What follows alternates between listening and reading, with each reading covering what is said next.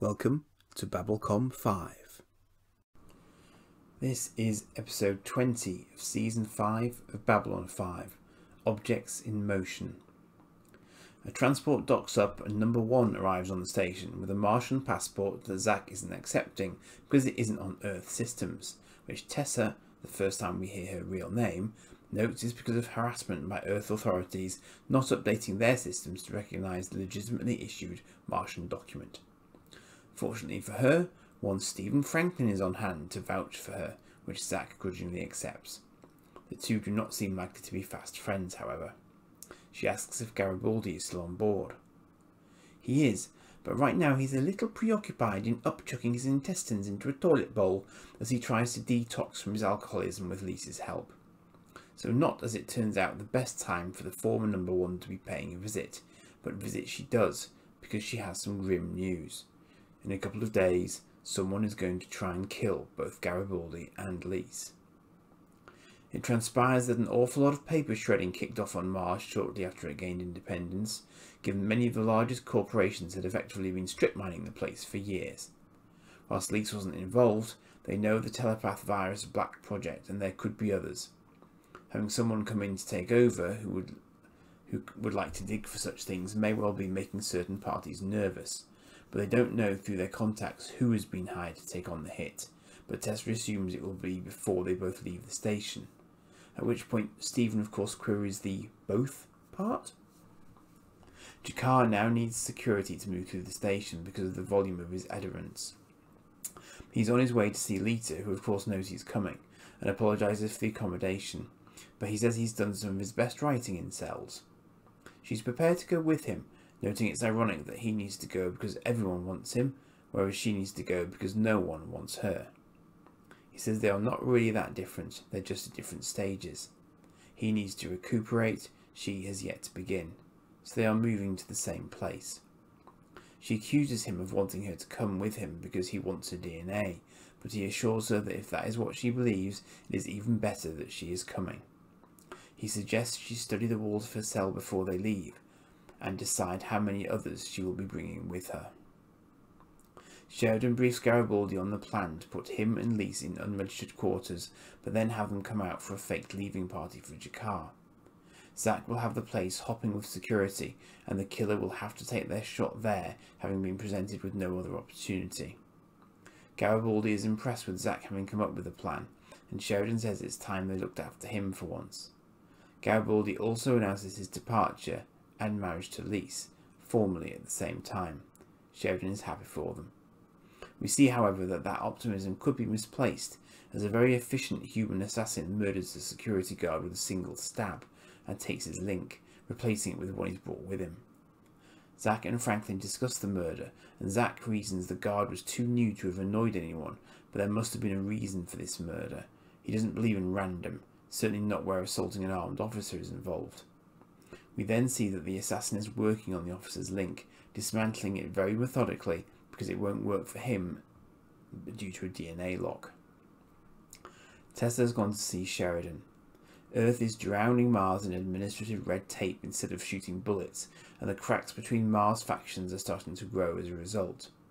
With bullets she could at least fight back, but as Sheridan agrees, civil wars often follow independence movements. Tessa fears Earth will use it as an excuse to come charging in to restore order for the greater good and put their people in charge once again.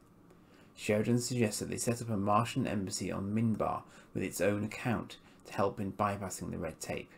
She happily agrees to this, but then he asks her to stay for a few days because he has an idea. The assassin completes his hack of the link and accesses the security channels.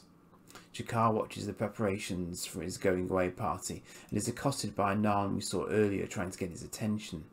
He has spent all his money on getting to the station and says that Jakar cannot leave. He says, "Without us you are nothing." Jakar responds, "Then I am nothing." He then discovers that this is the Narn who's been producing all the statues of him, and he breaks one in half before leaving, telling the other Narn to go home. He clearly does not take this well. In MedLab, Zack asks Franklin if there's anything else he knows about the perp, but he has no more information. He's gathered the officer's personal effects for Zack to send back to his family. Zack says he'll do it as they're stretched between this assault and the threat to Garibaldi. He notices the officer's link and tries to pick it up from the box of effects, but it's stuck, which it shouldn't be. Franklin agrees. The links use a sort of bioglue coded for the owner, so they shouldn't stick to just anything. This one's had adhesive used on it, which means it's a replacement. Zack realises this is what a pro would need to hack the security channels, and so now has a way to deal with him. At the ceremony, the crowds gather, and Sheridan speaks about G'Kar and Garibaldi's 6 years on the station. As the assassin moves, Zack issues an order, and the stolen link broadcasts a white noise right into the assassin's ear via his earbud, making him clutch his ear and giving away his position. Unfortunately, as security swarm him, the statue-making Narn pulls a gun too, aiming for G'Kar. Zack knocks G'Kar out of the line of fire, and his shot hits Lise instead. Franklin and his team work on her as G'Kar tries to console Garibaldi, saying he would have taken the shot for her given the choice. He is completely open to the Narn being prosecuted, because Lise wouldn't have been there without the threat to Garibaldi, so he demands that Zack give him access to the would-be assassin for a little chat. Except that, as it turns out, it isn't him doing the talking, it's Lita on his behalf, aggressively. It gives her a chance to stretch her talents a touch, as he's been trained to resist scans. Most scans, anyway. He gets angry, she gets in, and it turns out that, as inadmissible as it is in court, the whole board of Edgar Industries was in on the setup. All for one, and all that. Lita takes the opportunity to remind Garibaldi he has 2 years to set her own force, otherwise the now unconscious assassin on the deck will just be a taster of what's to come for him personally. He takes the opportunity to say goodbye for now anyway, as she knows that the assassin won't have any recall of what's occurred. Sheridan goes to see G'Kar, who's packed away his book and has some other notes. As much as he would have liked to say goodbye to Delenn, who's on Minbar finalising arrangements for the Alliance office move, he feels that recent events have demonstrated the need for him to leave as soon as possible. He's purchased a long-range survey vessel with a mere 240 light-years on it. Apparently it can handle any environment, going so is ideally suited for exploration. Sheridan asks if he can take it out for a spin one day. Sheridan says that he meant everything he said about G'Kar earlier, and that whilst they've locked horns in the past, he'll miss him. G'Kar, with his usual eloquence, says that he need not, because whilst part of him is leaving the station, another part will remain whilst the station remains, and in the quiet times, his words and thoughts will still echo through the station. But he acknowledges that the part of him that is going will miss the part of Sheridan that is staying. As Sheridan bids him farewell, he bids John goodbye by that name, for the first time ever, leaving both chuckling. After John leaves, he sets a time-delayed message on the Babcom unit, but we don't hear it. Lise comes to, dopey from painkillers, with Garibaldi at her bedside. He says that's a good sign, and says the one thing in the universe he wants is to be married to her before anything else gets in the way, and he has a Baptist minister on standby down the hall.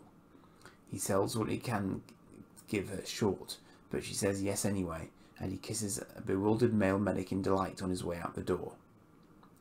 Lita joins G'Kar in the departure area, flanked by 2 security guards. He frowns at her restraints and notes that she is a free citizen when she is with him. The guards move to take them off, but Lita just dismantles them. The guards exchange a look and leave. G'Kar is puzzled why she didn't remove them earlier. She says it made others feel comfortable, and after a while she sort of liked it.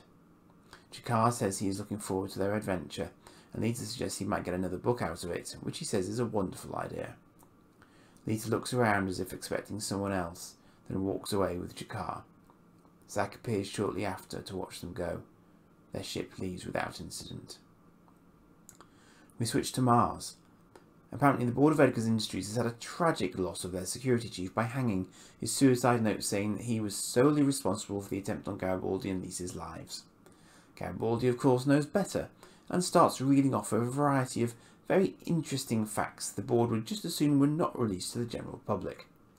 He also takes the opportunity to introduce Number 1 as the new head of intelligence for the ISA, which, given their past involvement against the resistance, is going to make life very interesting for them given her network of contacts. Once she's back out of the room, and for the avoidance of doubt, Garibaldi notes he's no longer restricted by ISA rules. which is why a large sum of money is about to be deposited so that in the event either he or Lise die of anything other than natural causes, every merc for light years around will hunt down and eliminate every member of the board. He expects to have their resignations on his desk by the time he gets to Mars. One last note for the chairman: he should leave his cigars behind.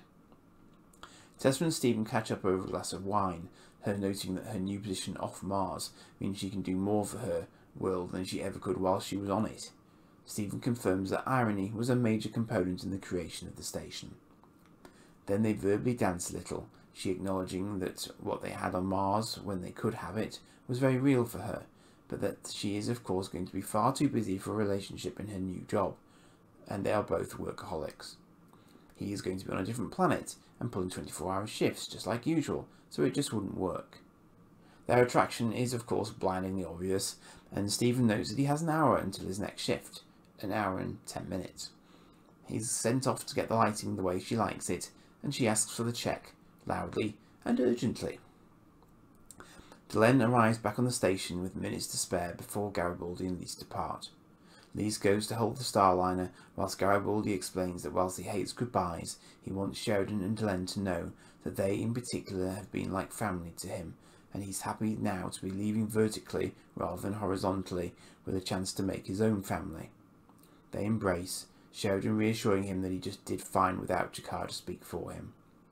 Delenn thinks that of all the departures that was the most difficult, but they themselves will be gone in a week as the new facilities on Minbar are almost complete. She notes that she has never walked the station end to end, and holds out her hand to Sheridan. He is bemused, noting it's 5 miles, asking why she wants to do it right now. She replies simply, because now is all we have. Yes, I was tearing up a touch as Garibaldi said goodbye. I also got it in the feels as Zack appeared after Lita left, presumably on purpose, another case of unrequited love to add to the list. Although wouldn't she have been able to scan him these days from a distance? Maybe. Parting such sweet sorrow, as they say. So yes, not for the first time on the station, we have an assassin hunting someone down, and obviously this was hardly JMS revisiting Murder, She Wrote, because it was all very clearly telegraphed. What it did do was very successfully demonstrate to us that Garibaldi will be perfectly suited to corporate life, and that he would be very wise to hold his end of the Lita bargain up. Very, very wise. I'm actually wondering at this point whether she electronically undid her restraints, or telekinetically undid them. She knocked out a camera last episode. Indeed, casting our minds back to Ironheart in Season 1, you get the impression that she's gradually accessing something approaching that sort of power level, but in a far more controlled and steady fashion. Let's just hope she doesn't feel the need to try out any tricks on poor old Jakar and their ship. Speaking of whom, it would have been ridiculously ironic for him to be taken out by a disgruntled Narn-statue maker with just 2 episodes left to go. But we did see Zack doing one of his action dives again to save him. I think everyone who's watched this series remembers those words of his here, that we leave a little piece of ourselves everywhere we go that can still be heard by those who choose to listen. Being something of a nostalgia fiend at the moment, perhaps some would even argue just by being sat here typing this, I think this is a lovely sentiment, and it has perhaps never been truer than in an age where little snippets of us are captured in electrons all over the place. The Stephen #1 rekindling is, well, I'm not sure what it is. Did they really have enough chance to get to know each other on Mars to not chalk it up to the circumstances at the time? I don't know. Not sure what I make of that, other than it just being 2 consenting adults having some fun, really. Not everything has to be super deep, I guess. Maybe it's just a little light relief with all the other departures happening. One couple, of course, who are now committed to the maximum are the finally newlyweds Garibaldi and Lise. Garibaldi has been and continues to go through a lot over the course of the series, as we know, so it is lovely to see him on this uptick as he leaves, having avoided yet another death threat with his newlywed. Clearly, even JMS has some limiters on how far he'll push stuff. So yes, it was very moving seeing him go, and being open with John and Delenn about just how much they've done for him, and that respect is returned without a doubt.